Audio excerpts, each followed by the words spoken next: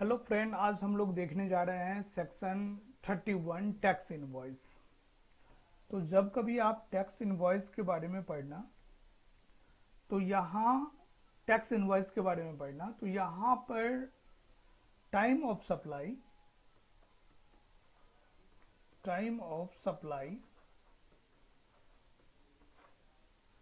वो गुड्स का हो चाहे वो सर्विसेज का हो, इनको जरूर कंसीडर कर लेना।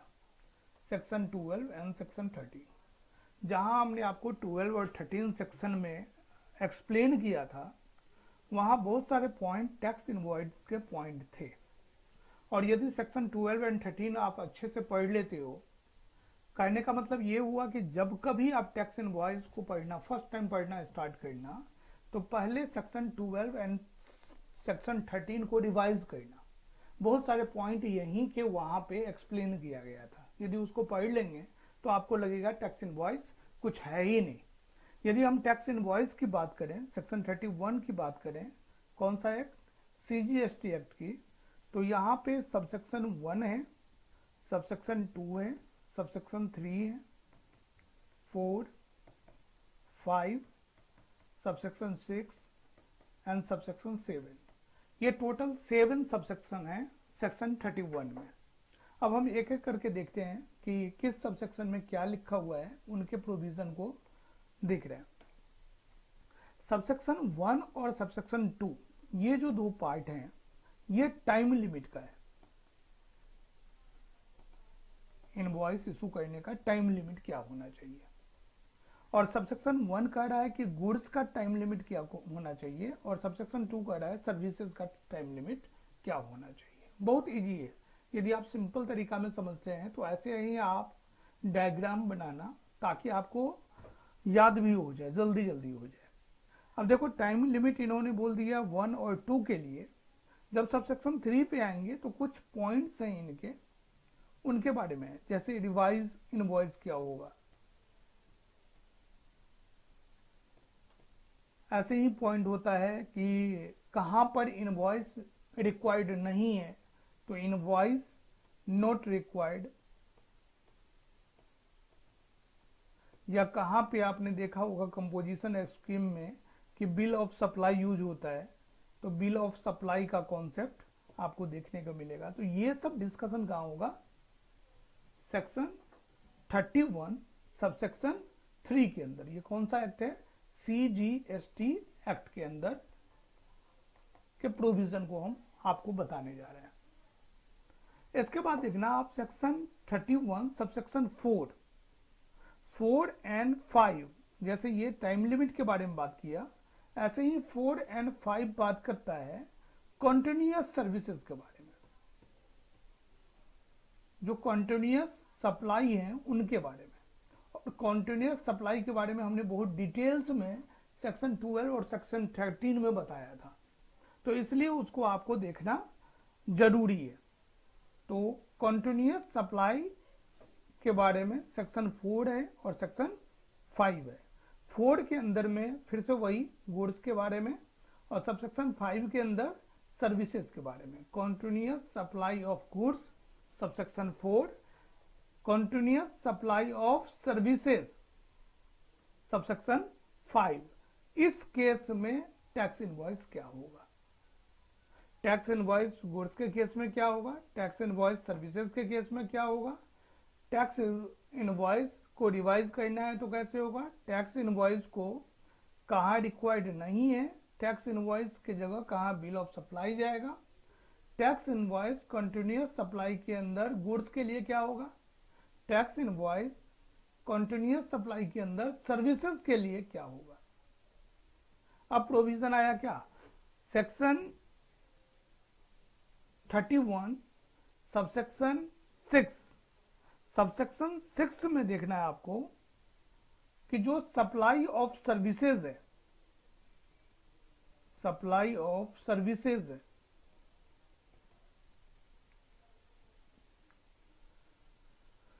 Supply of services before completion of supply, before completion of supply, उस केस में हमें क्या रखना है? और एक goods send on approval basis, Saint on approval basis. तो अप्रूवल बेसिस पे जो होगा तो इनवॉइस किस तरह का होगा, तो ये सब सेक्शन 7 में दिया हुआ है। और यदि इसको पहले माइंड सेट कर लेंगे कि कौन सा प्रोविजन कहाँ लिखा गया है, तो ये चीज़ बहुत ही सिंपल हो जाएगा, इजी हो जाएगा, आसान हो जाएगा और आप आराम से बात कर पाएंगे। तो सबसेक्शन 1 हम आते हैं नीचे, जो एक्ट का लैंग्वेज है उनके लिए। एक्ट के लैंग्वेज में सेक्शन 31 है, सबसेक्शन 1 है। तो आप देखो ऊपर में क्या है, टॉपिक क्या है आपका, टाइम लिमिट बात कर रहा है किसके लिए, गुड्स के बारे में, यहाँ सर्विसेज के बारे में नहीं होगा। तो इस टॉपिक का, इस पीपीटी का हम डायरेक्टली नेम दे सकते हैं टाइम लिमिट, टैक्स इनवॉइस का टाइम लिमिट फॉर गुड्स। ऐसे ही आप जब आप सेक्शन 31 सबसेक्शन 2 पे आएंगे तो time limit for services, tax invoice for, ये सेकेंड है, section 31 subsection 2 time limit for services.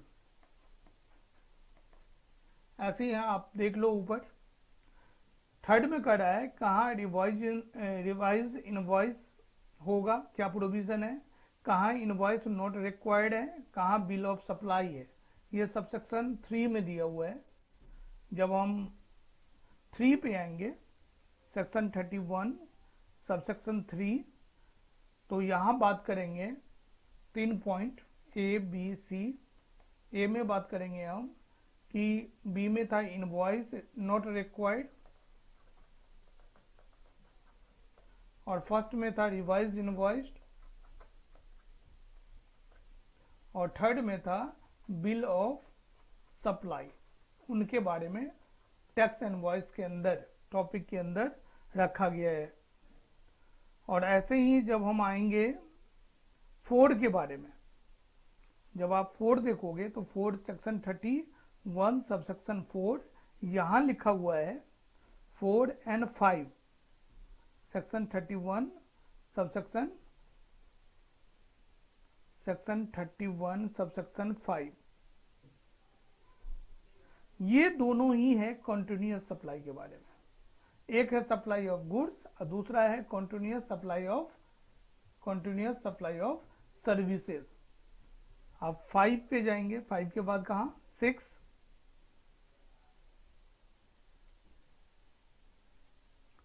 और 6 के बाद लास्ट में है 7।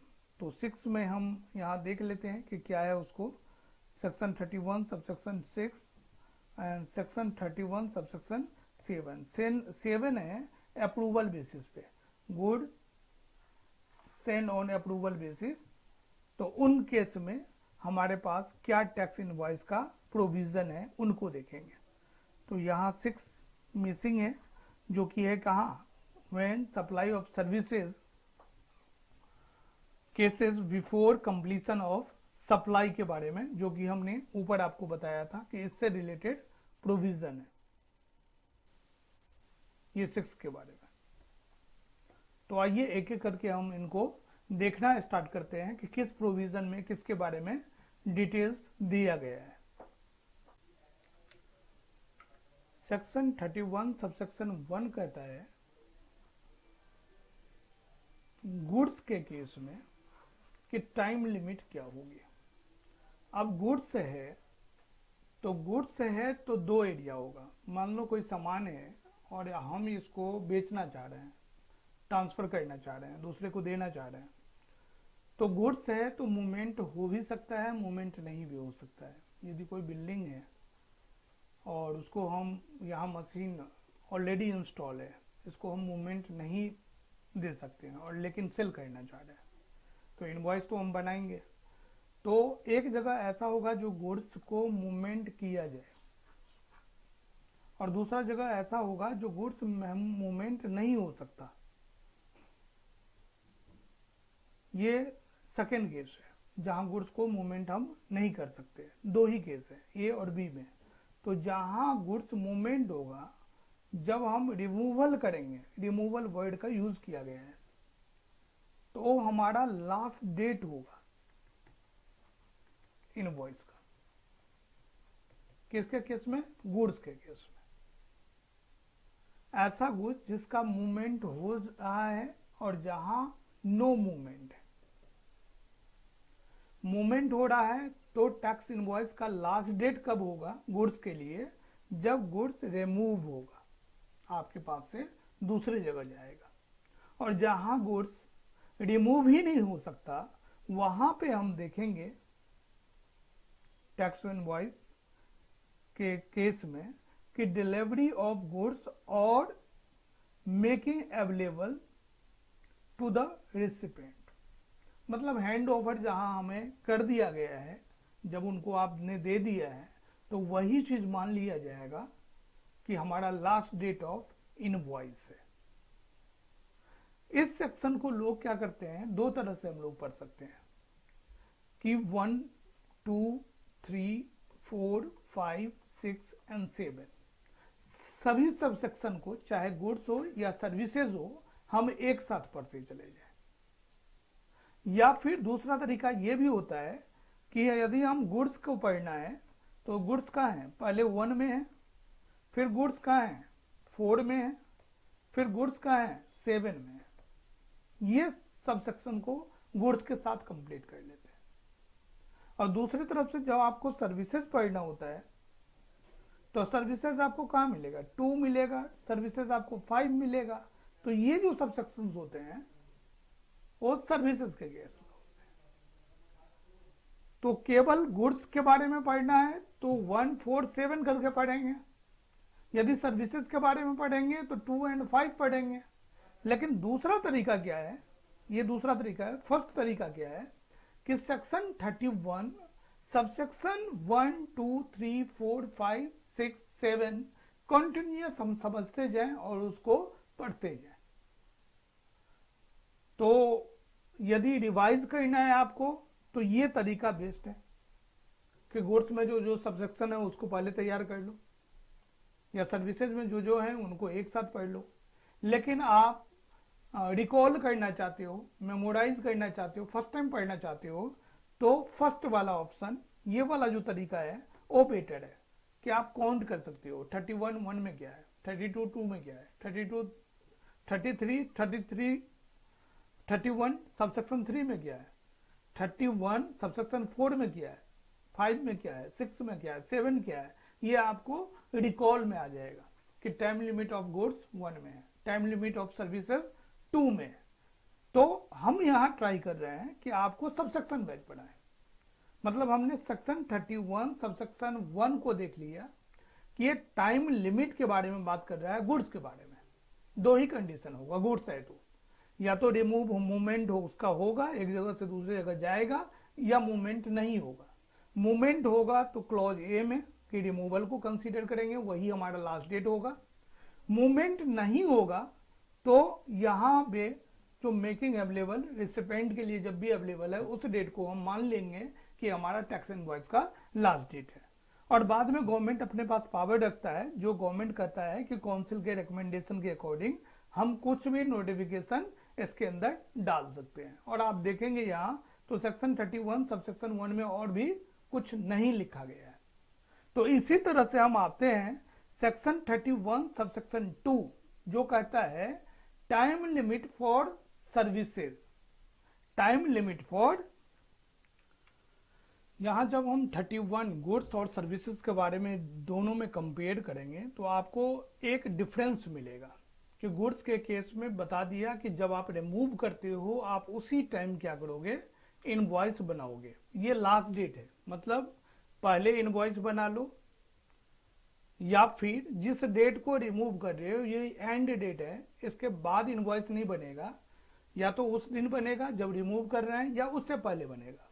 लेकिन आप जब 31(2) देख रहे हैं किसके केस में, सर्विसेज के केस में, तो यहां एक time limit with in time period, और टाइम पीरियड कितना दिया है कि आप सप्लाई ऑफ सर्विसेज कर देते हैं, सप्लाई ऑफ सर्विसेज हो जाता है आज आपका, तो आपको 30 दिन का टाइम दिया गया है। ये गुड्स में नहीं है, ये सर्विसेज में है। लेकिन यहीं पे यदि इंश्योरेंस कंपनी है, बैंकिंग कंपनी है या फिर एनबीएफसी है, तो इनके लिए ये जो 30 डेज हैं वो 45 डेज का टाइम लिमिट है।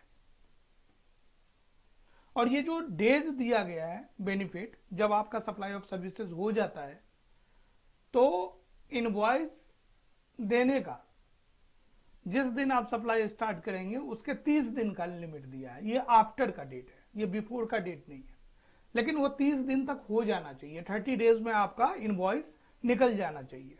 तो ये कहाँ लिखा हुआ है? सेक्शन सबसेक्शन 2 के अंदर। यहां आप देख लीजिए, जब हम स्टार्ट किए थे तो सेक्शन 1, 4 एंड 7 ये गुड्स से रिलेटेड था, और सर्विसेज से रिलेटेड 2, 5 एंड 6 है स्पेशल केस के लिए। इसको हम special case of services, services है सप्लाई ऑफ सर्विसेज, तो 6 यही आएगा। तो 3 सेक्शन आपको यहाँ है, 3 सेक्शन यहाँ है। 3 सेक्शन जो है ये 3 पॉइंट ये हैं, और भी 1-2 पॉइंट है, इसको हम डिस्कस करेंगे। तो गुड्स में हमने एक देख लिया, एक हमने देख लिया सर्विसेज में, ये नॉर्मल केस था।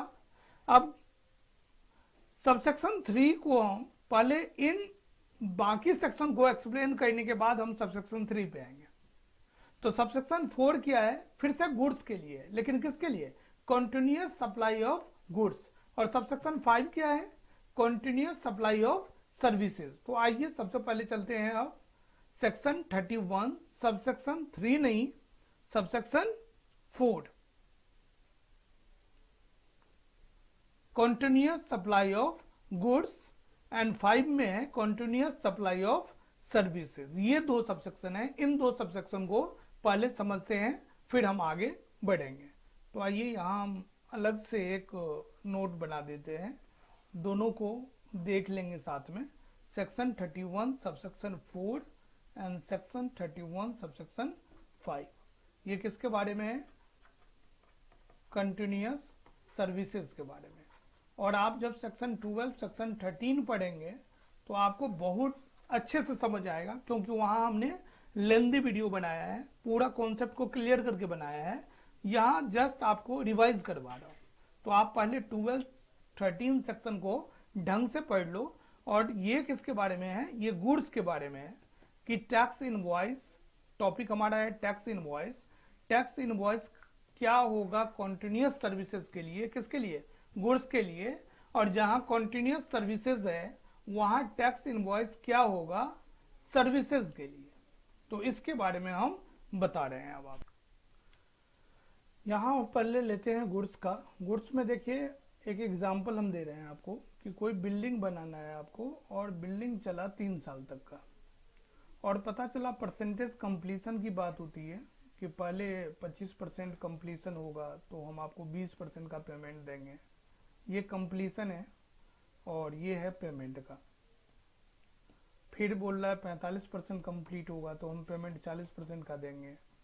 फिर बोलेगा कि हमारा कंप्लीशन 70% होगा तो हम 60% का पेमेंट देंगे। फिर बोलेगा कि हम 100% कंप्लीट होगा तो हम आपको 100% का पेमेंट देंगे। तो ये कंटिन्यूअस सर्विसेज है गुड्स के केस में, क्योंकि बिल्डिंग बन रही है। और जैसे जैसे कंप्लीशन होते जाता है, कंप्लीशन के टाइम में ये क्या करते हैं, एक अपना बिल जनरेट करते चलते हैं कि यहाँ पे बिल दे दिया 25% का लेके, यहाँ पे दे दिया 45% का लेके, यहाँ पे दे दिया, यहाँ पे दे दिया।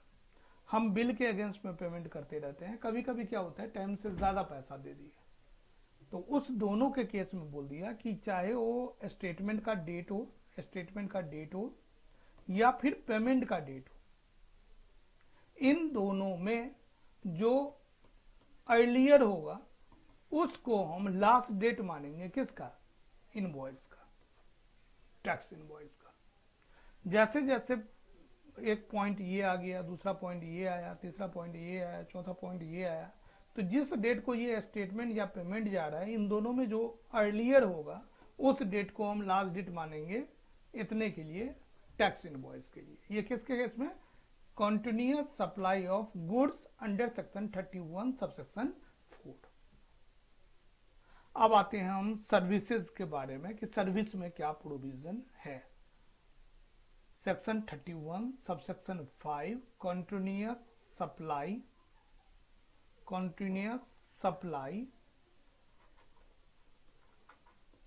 ऑफ, यहां गुड्स था, यहां सर्विसेज, कि सर्विसेज के केस में क्या प्रोविजन हमारे पास।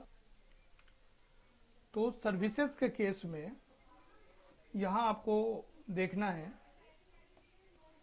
दोनों में डिफरेंस है थोड़ा।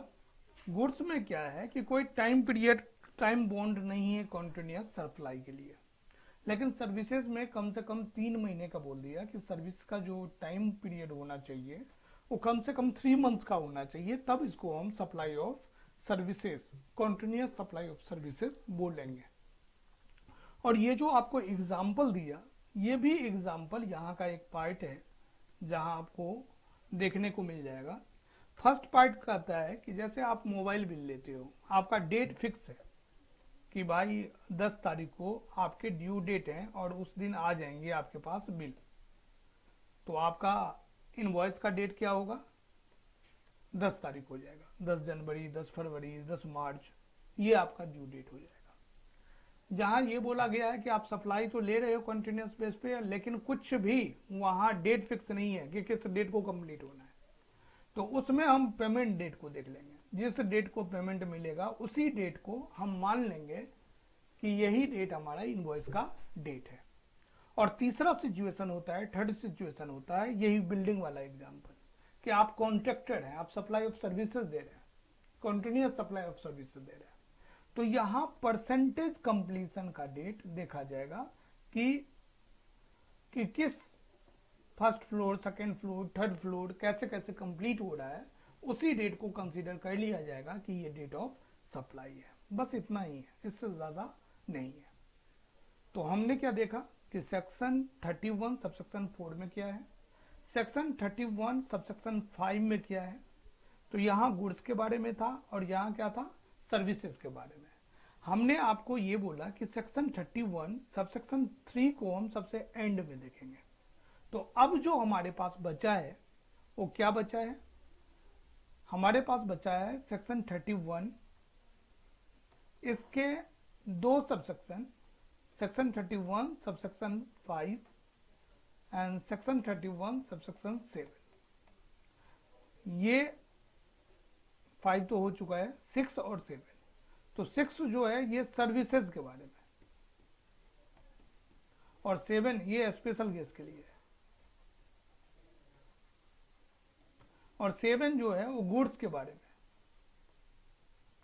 तो गुड्स कौन, अप्रूवल बेसिस पे, हम लोग पहले भी पढ़ रहे हैं अप्रूवल बेसिस पे कि यदि goods send on approval basis, तो उस केस में हमारा टैक्स इनवॉइस इशू करने का लास्ट डेट क्या होगा।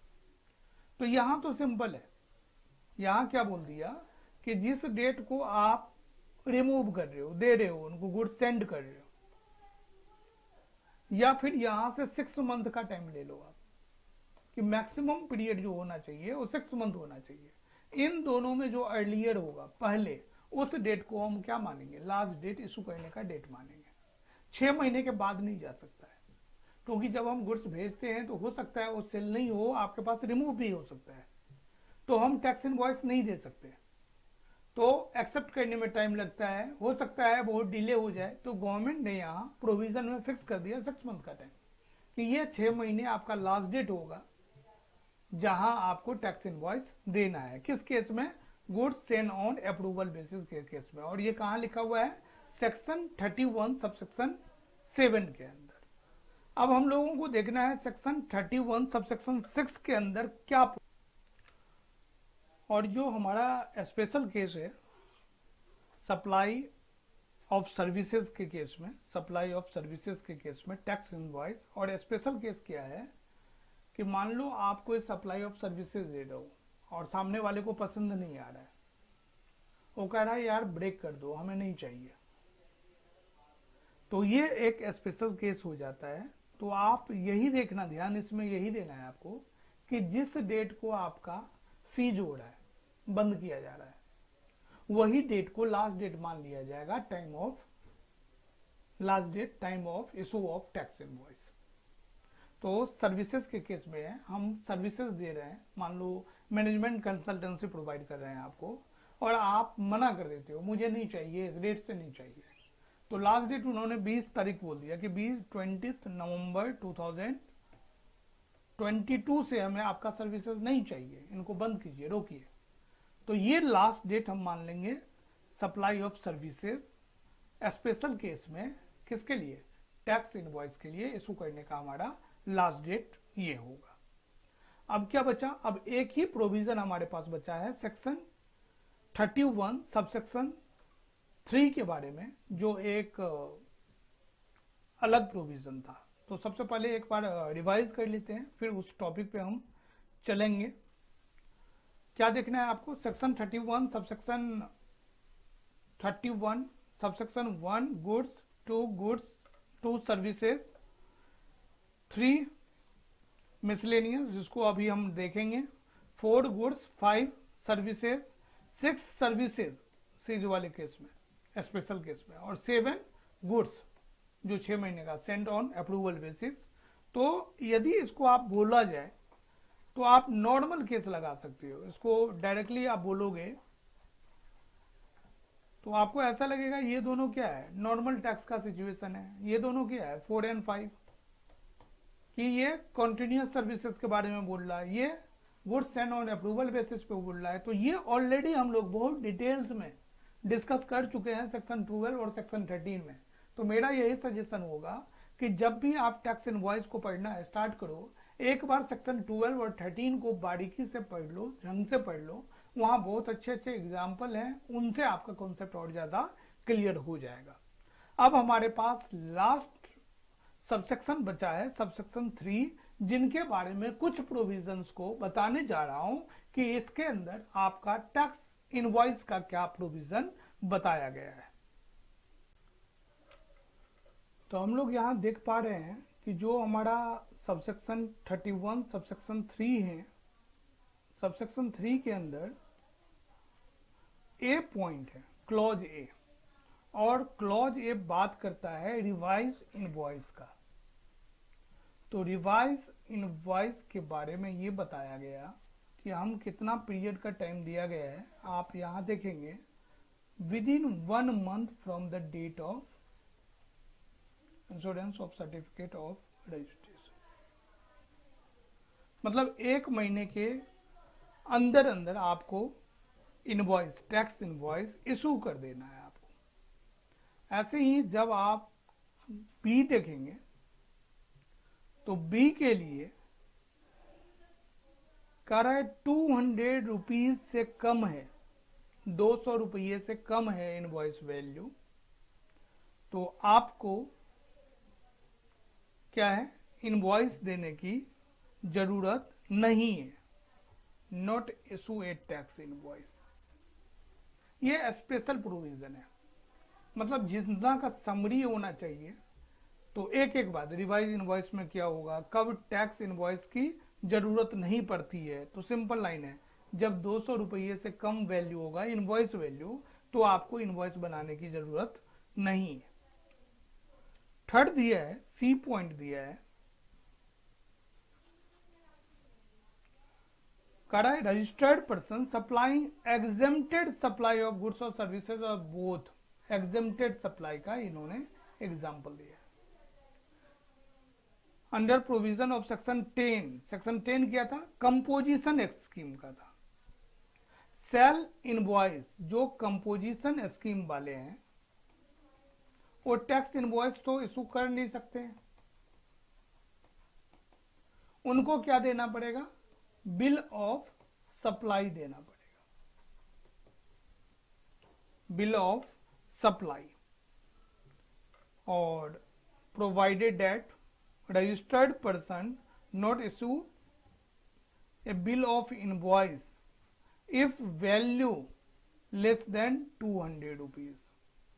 जो 200 रुपये वाला आप पढ़े थे कि जो टैक्स इनवॉइस इशू करने की जरूरत नहीं थी, वो सेम बिल ऑफ सप्लाई में भी लाइन लिखा हुआ है कि यदि 200 रुपये से वैल्यू कम है तो आपको बिल ऑफ सप्लाई की जरूरत नहीं है। तो जो हम मेनली 3 पॉइंट्स हाईलाइट किए थे आपको, ये क्लॉज ए बी सी के अंदर दिया गया था। ऐसे ही डी पॉइंट भी है कि a registered person sale on the receipt of advance payment. अब ये एडवांस पेमेंट के बारे में आ गया कि कोई बंदा आपको एडवांस पेमेंट चला जाता है respect to any supply of goods और सर्विसेज और बोथ, चाहे गुड्स के लिए, चाहे सर्विसेज के लिए, चाहे दोनों के लिए। तो इशू ए रिसिप्ट वॉचर और एनी अदर डॉक्यूमेंट, उसको हम इनवॉइस नहीं देंगे, क्या देंगे, या तो रिसिप्ट वॉचर देंगे या फिर एनी अदर डॉक्यूमेंट देंगे जो आपको पेमेंट से रिलेटेड दिया गया है। किसके अगेंस्ट में, एडवांस के अगेंस्ट में।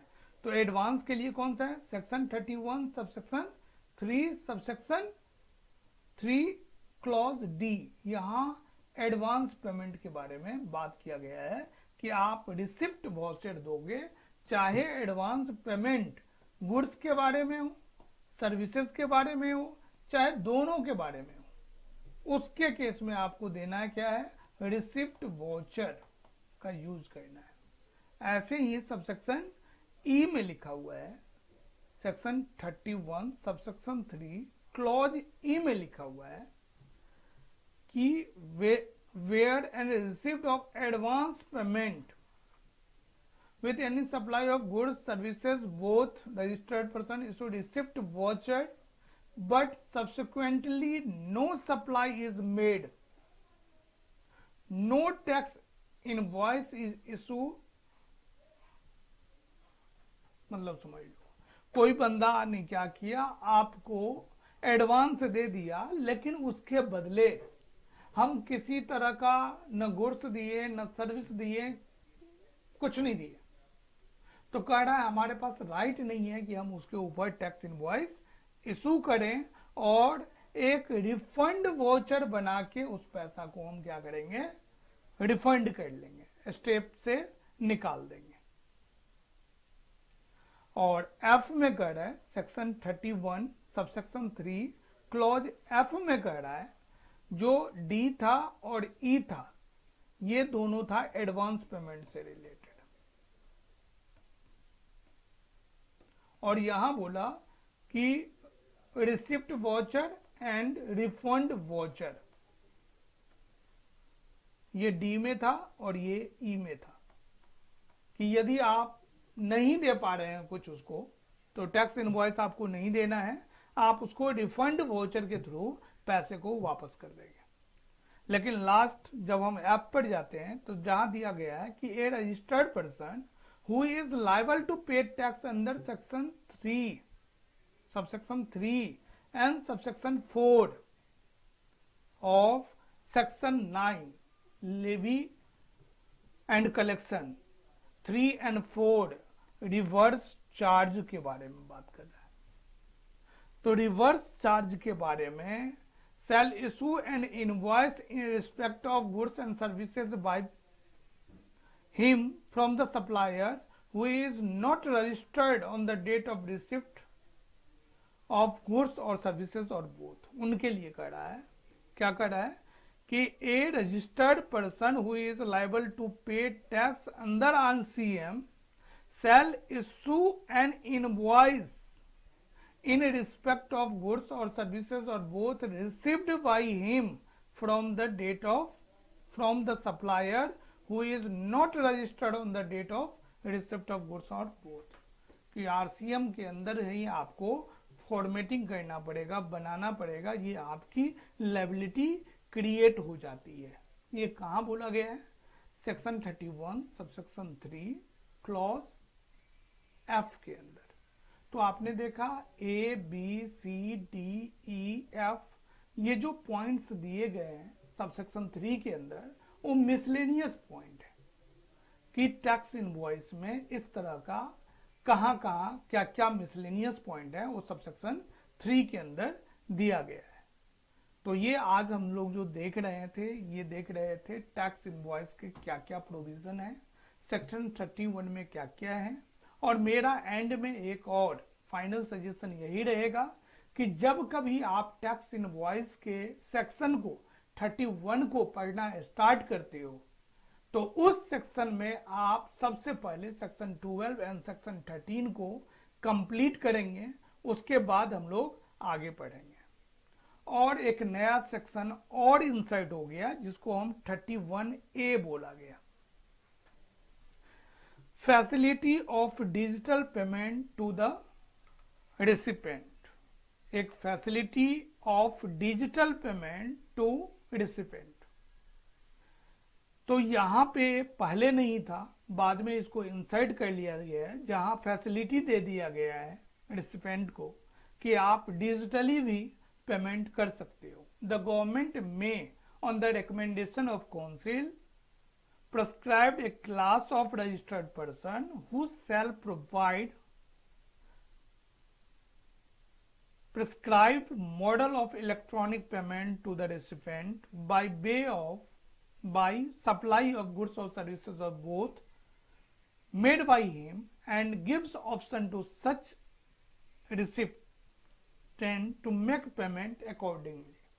पहले क्या था, जनरली हम कैश और बैंक अकाउंट की बात करते थे, लेकिन आजकल क्या चलता है कि यूपीआई चलता है, आजकल चलता है नेट बैंकिंग चलता है,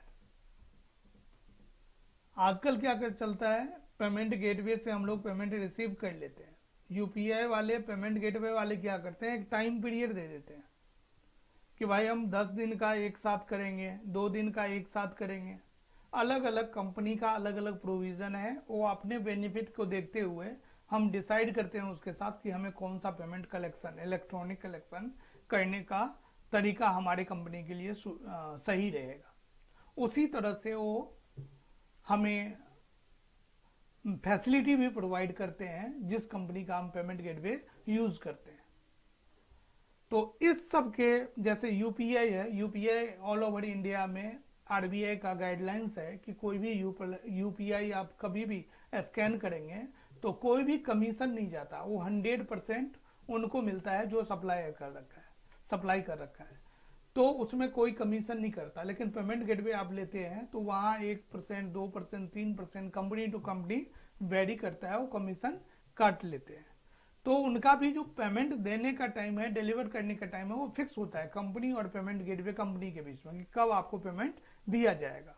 तो गवर्नमेंट ने इस प्रोविजन को इंसर्ट किया है कि एक रिसिपेंट को हम फैसिलिटी दे रहे हैं। कभी कभी आप किसी कंपनी का इनवॉइस देखेंगे तो इनवॉइस में लिखा हुआ रहता है कि और कौन कौन से मेथड है जिसके बेस पे पेमेंट को कलेक्ट किया जा सकता है, तो वो प्रोविजन को भी कंसीडर किया जाता है, वहां से हम पेमेंट को रिसीव कर सकते हैं।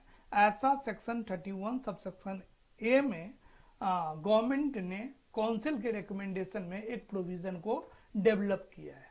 और सेक्शन 31 का ही पार्ट आप इसको टैक्स इनवॉइस में ही रखो, लेकिन ये एक न्यू सेक्शन इंसर्टेड है, सेक्शन 31 सबसेक्शन ए। तो इस तरह से हम लोग देख रहे थे कि सेक्शन 31 हमारा कंप्लीट हुआ। Thank you. हम लोग देख रहे हैं section 32 of CGST act. Directly government ने मना किया है इस एक्ट के अंदर कोई भी पर्सन इलीगल तरीके से कलेक्शन ऑफ टैक्स नहीं कर सकता। लोग क्या करते थे कि जीएसटी में रजिस्टर्ड नहीं है, लेकिन बिल बनाने टाइम में लिख देते थे कि हमारा 2000 का इनवॉइस हुआ और टैक्स 18% चार्ज किया, 360, और बिल दे दिया उसको 2360 का टोटल, और ये कलेक्शन करके खुद अपने पास रख लेते थे। तो गवर्नमेंट बिल्कुल मना कर रखे हैं सेक्शन में कि इसी तरह का कलेक्शन ऑफ टैक्स जो है वो अनऑथराइज नहीं होना चाहिए, इसका बिल्कुल मना ही किया गया है।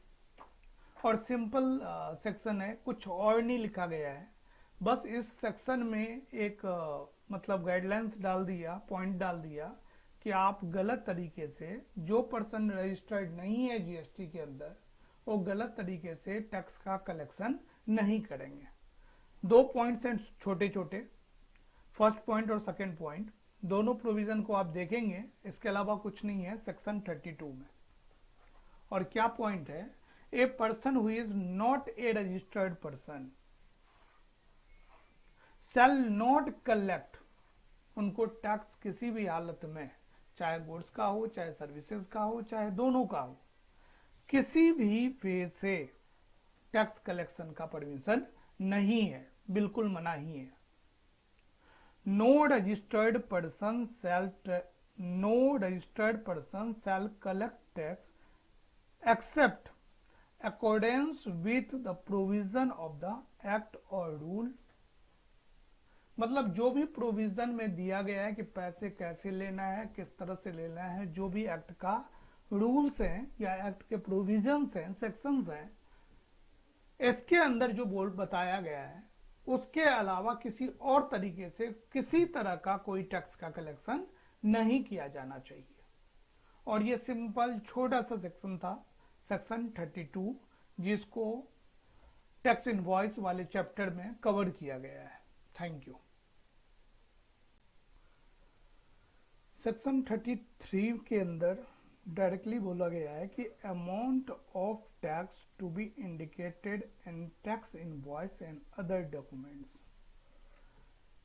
33 ऑफ CGST एक्ट है और ये टैक्स इनवॉइस चैप्टर के अंदर दिया हुआ है कि यदि कोई पर्सन, रजिस्टर्ड पर्सन, सप्लाई करता है, चाहे सप्लाई ऑफ गुड्स हो, चाहे सप्लाई ऑफ सर्विसेज हो या बोथ हो, कुछ ना कुछ कंसिडरेशन लेके करता है। तो जो कंसिडरेशन लेके करता है, मान लो 1000 आया, तो ये 1000 रुपीज, 1000 रुपीज इंडिकेट इन टैक्स इनवॉइस, जो आप टैक्स इनवॉइस बनाओगे उसके अंदर शो होना चाहिए। मतलब बताया गया है कि इसी चीज को आप छिपा नहीं सकते हैं। आप बिल्कुल तैयार रहेंगे यदि किसी तरह का असेसमेंट होता है, कोई डिपार्टमेंट द्वारा पूछा जाता है, तो एक प्रोविजन बना दिया है कि टैक्स इनवॉइड के अंदर जो अमाउंट ऑफ टैक्स है वो इंडिकेट होना चाहिए।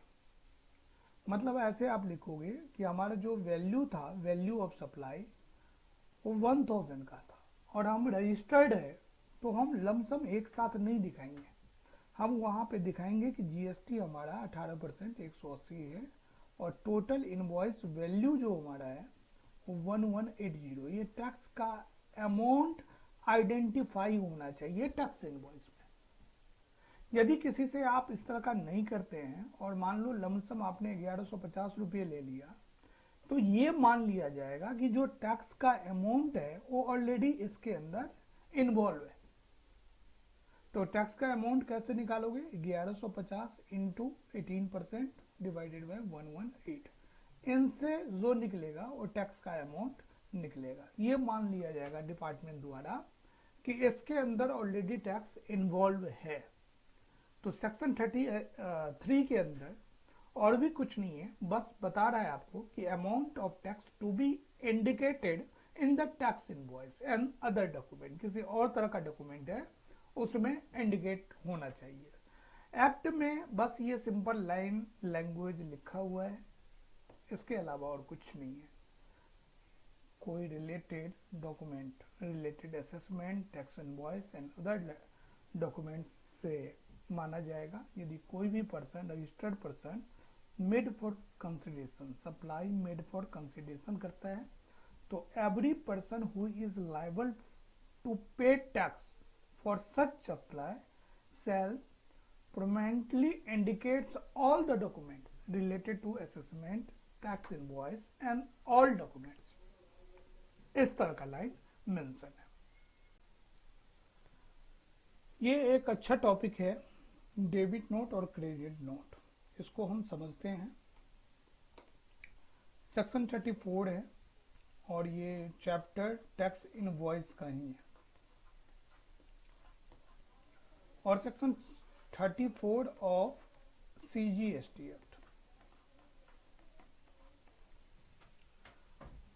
होता क्या है कि मान लो एक पर्सन यहाँ सप्लायर है और जिसको हम सेल कर रहे हैं, सप्लाई कर रहे हैं, रिसिपेंट है।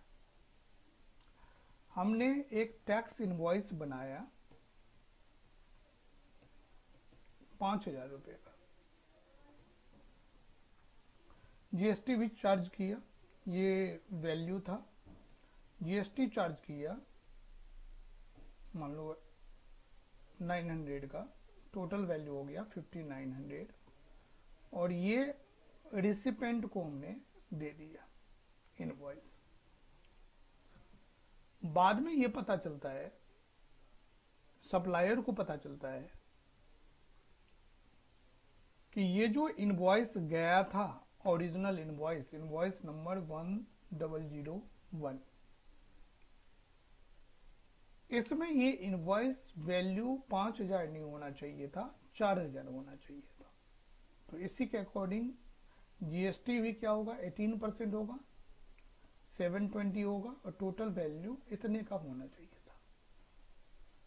लेकिन हमने क्या किया था, यदि मैं सप्लायर हूं, गलती से ज्यादा वैल्यू चार्ज कर दिया था। तो इनवॉइस को हम कैंसिल नहीं करेंगे। जो टैक्स इनवॉइस है, इस टैक्स इनवॉइस के अगेंस्ट में हम एक डेबिट या फिर क्रेडिट नोट इशू करेंगे। हम बात आएंगे पॉइंट पे कि डेबिट करेंगे या क्रेडिट करेंगे, हम बाद में बताएंगे। पहले कॉन्सेप्ट समझ लेते हैं। तो हम डेबिट और क्रेडिट नोट को इशू करेंगे। कौन करेगा? सप्लायर। तो फर्स्ट पॉइंट आपको माइंड से निकाल देना है, चाहे डेबिट नोट हो या क्रेडिट नोट हो, ये इशू नहीं कर सकता। ये दोनों ही इशू करने का जो पावर है, राइट्स है जीएसटी प्रोविजन के अंदर में, वो सप्लायर के पास है। तो जब सप्लायर के पास है, और डेबिट क्रेडिट हम लोग जानते हैं पहले से कि ये अपोजिट रिलेशन है, कभी डेबिट होगा कभी क्रेडिट होगा, और दोनों इशू कौन करेगा? सप्लायर करेगा। तो सप्लायर को जब डेबिट करना है तो हो सकता है जो आपका मेन वैल्यू है उससे अभी क्या किया, मेन वैल्यू को ज्यादा दिखा दिया। कभी ऐसा भी हो सकता है कि इन्होंने टैक्स इनवॉइस जो इशू किया था वो मेन वैल्यू था 6,000 का, उसके ऊपर जीएसटी चार्ज करके टोटल वैल्यू था, लेकिन हमने ये देने की जगह ये दे दिया। तो यहां वैल्यू ज्यादा है और यहां वैल्यू कम है। एक जगह हमने कम करके दिखाया और एक जगह हमने ज्यादा करके दिखाया। दो अलग अलग सिचुएशन है। मतलब जो इनवॉइस गया मेरे तरफ से, यदि उसमें किसी तरह का कोई भी मिस्टेक नहीं हुआ तो डेबिट क्रेडिट नोट का कॉन्सेप्ट नहीं आता है। या फिर सेकेंड हैंड में हम देखें कि यदि उस इनवॉइस में जो वैल्यू लिखा गया है वो एक्चुअल से या तो ज्यादा हो सकता है या कम हो सकता है। उस ज्यादा और कम को एडजस्ट करने के लिए, उस ज्यादा और कम को एडजस्ट करने के लिए सप्लायर को डेबिट या क्रेडिट नोट इशू करना पड़ता है। और ये जो डेबिट और क्रेडिट नोट है, जिस मंथ में हम इशू करते हैं, जिस मंथ में इनको मिलेगा, मान लो इनवॉइस था अगस्त का, अगस्त 22 का, सामने वाला रिसिपेंट को पता चला ये बात सितंबर में कि ये जो आया था इनवॉइस उसमें मिस्टेक था, हमने ज्यादा पेमेंट कर दिया है, ये बोलेगा सप्लायर को। तो ये अगस्त का था इनवॉइस, तो सितंबर में 3V रिटर्न फाइल हो गया होगा। इस बंदे ने क्रेडिट भी ले लिया होगा कि हमने परचेज किया है, क्रेडिट ले लो। कल के डेट में क्रेडिट लेने के बाद ये बोल रहा है कि इसमें तो करेक्शन है। कौन बोल रहा है? रिसिपेंट बोल रहा है। तो सप्लायर को डिसीजन लेना है, इशू करना है, एडजस्ट करना है, डेबिट नोट क्रेडिट नोट। जब पता चला इसको तो सितंबर मंथ में क्या होगा, ये डेबिट क्रेडिट नोट इशू करेगा। और इस डेबिट क्रेडिट नोट को कब दिखाया जाएगा, जब 3B सितंबर मंथ का फाइल होगा 20 अक्टूबर से पहले। तो 3B के अंदर इस चीज को कंसीडर किया जाएगा कि डेबिट नोट क्रेडिट नोट क्या था। या 10 तारीख को जब आप सेल्स रिटर्न फाइल करते हो तो वहां डेबिट नोट क्रेडिट नोट के बारे में जब रिटर्न फाइल करेंगे तो 10 तारीख या 20 तारीख, तो उसमें हम डेबिट नोट क्रेडिट नोट का पॉइंट को कंसीडर करते हैं। हम इनवॉइस को रिवाइज नहीं करते हैं, हम उस इनवॉइस के अगेंस्ट में डेबिट और नोट और क्रेडिट नोट को इशू किया जाता है। और कौन करता है, करने वाला एक ही है, सप्लायर। इनके पास पावर नहीं है। रिटर्न में कब होगा ये पता चल गया, कौन करेगा ये पता चल गया। अब हम एक एग्जांपल दोबारा देख लेते हैं कि डेबिट नोट किसको कहेंगे और क्रेडिट नोट किसको कहेंगे। आइए एग्जाम्पल। तो यहां हम देखते हैं कि एक पॉइंट और कर लेते हैं कि टैक्स इनवॉइस एंड जो सेक्शन 10 वाले हैं उनका बिल ऑफ सप्लाई है। तो क्या बिल ऑफ सप्लाई के against debit note credit note issue कर सकते हैं? यस, कर सकते हैं। तो इसमें हमारा एक एग्जाम्पल ये है कि यदि मान लीजिए जो ओरिजिनल इनवॉइस है, टैक्स इनवॉइस,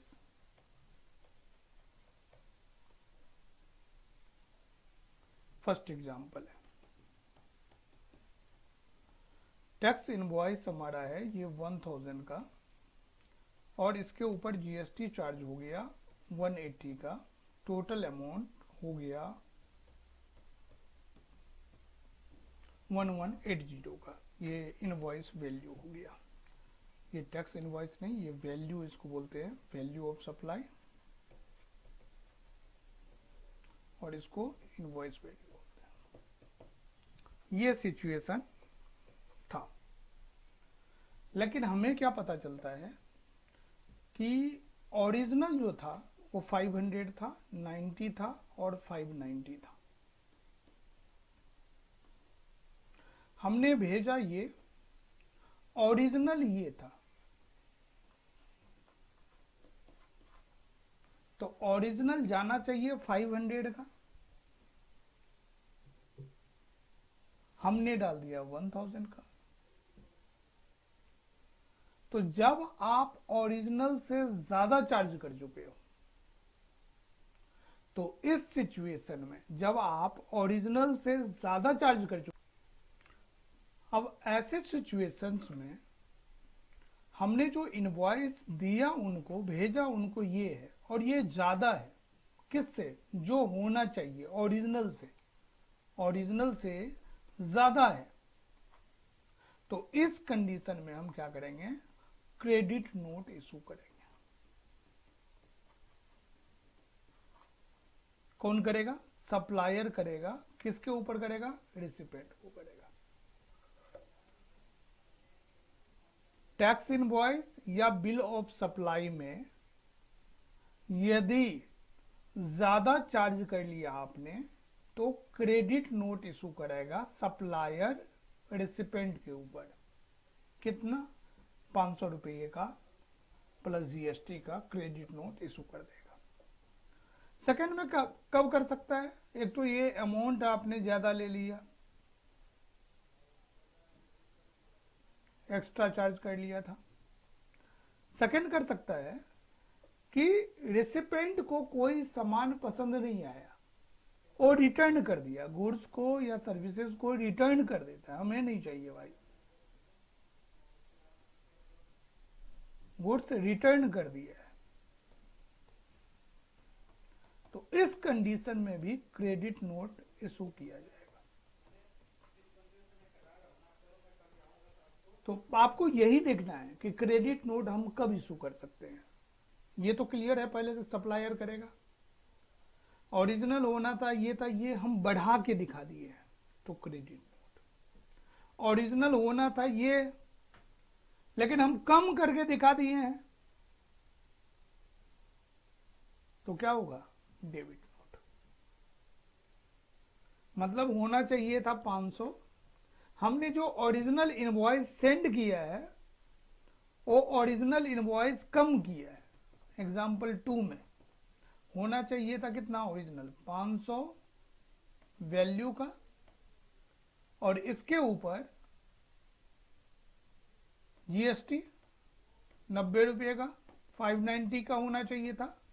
और जो मेरे द्वारा इनवॉइस भेजा गया वो भेजा गया कितना, 354 354 ये भेजा गया, वैल्यू इतने का, जीएसटी इतने का, इनवॉइस वैल्यू इतने। तो इस सिचुएशन में कौन सा नोट इशू किया जाएगा, डेबिट नोट इशू किया जाएगा। और उसी तरह से रिटर्न में मेंशन किया जाएगा, जैसे नेक्स्ट मंथ, जिस मंथ हम इशू कर रहे हैं तो अगले मंथ का जो रिटर्न होगा, चाहे GSTR 13V, तो वहां कंसीडर यदि करना है तो हम उस मंथ में करेंगे। तो जो इनवॉइस है ओरिजिनल इनवॉइस के अगेंस्ट ही डेबिट नोट और क्रेडिट नोट हो सकता है। जब आप प्रैक्टिकल लाइफ में जब डेबिट क्रेडिट नोट का अमाउंट डाल लेंगे तो वहां आपको इनवॉइस नंबर मेंशन करना होता है कि ये किस इनवॉइस के अगेंस्ट में है। हम क्रेडिट नोट कब इशू नहीं कर सकते हैं, तो जब इंटरेस्ट का या फिर लेट फी का, जो लेट फी का चार्जेज है ये किसी दूसरे पे बर्डन शिफ्ट कर दिया गया है, तो उस कंडीशन में हम क्रेडिट नोट नहीं इशू करेंगे। तो सिंपल क्वेश्चन है कि क्रेडिट नोट आप कब इशू नहीं करोगे, तो जब इंटरेस्ट या लेट फी या अदर किसी तरह का अमाउंट है, जब इसका बर्डन किसी और के ऊपर डिपार्टमेंट द्वारा शिफ्ट कर दिया गया है, तो हम वहां पर क्रेडिट नोट नहीं इशू करेंगे। तो ये जो टॉपिक हम लोग देख रहे थे, ये डेबिट और क्रेडिट नोट को देख रहे थे। बस आपको ध्यान यही रखना है कि जब कभी डेबिट नोट और क्रेडिट नोट को देखें तो हमारा जो टैक्स इनवॉइस है एंड बिल ऑफ सप्लाई है, इन दोनों का एक पर्टिकुलर नंबर होगा, इनवॉइस नंबर पहले का, और एक डेट होगा कि किस डेट का इनवॉइस था। इन दोनों को आप जरूर मेंशन करेंगे, चाहे डेबिट नोट हो चाहे क्रेडिट नोट हो, इन दोनों के साथ में। तो थोड़ा पजल होता है, हम लोगों को जनरल कॉन्सेप्ट लगता है कि एक पर्सन सप्लायर जो है वो डेबिट नोट इशू करेगा या क्रेडिट नोट इशू करेगा, तो दूसरा पर्सन रेसिपिएंट है जो डेबिट नोट या क्रेडिट नोट इशू करेगा। तो इस तरह का माइंड से निकाल लेना है। सप्लायर रेसिपिएंट दो पार्टी होते हैं, लेकिन जो डेबिट और क्रेडिट नोट इशू करना है वो केवल और केवल सप्लायर द्वारा ही इशू करना है। तो ये प्रोविजन शॉर्ट नोट हमेशा एग्जाम में देखने को मिलता है कि आप डेबिट और क्रेडिट नोट पे शॉर्ट नोट लिख दो। तो आप 5 नंबर के क्वेश्चन में इसको आप एग्जाम पॉइंट ऑफ व्यू से तैयार कर सकते हैं।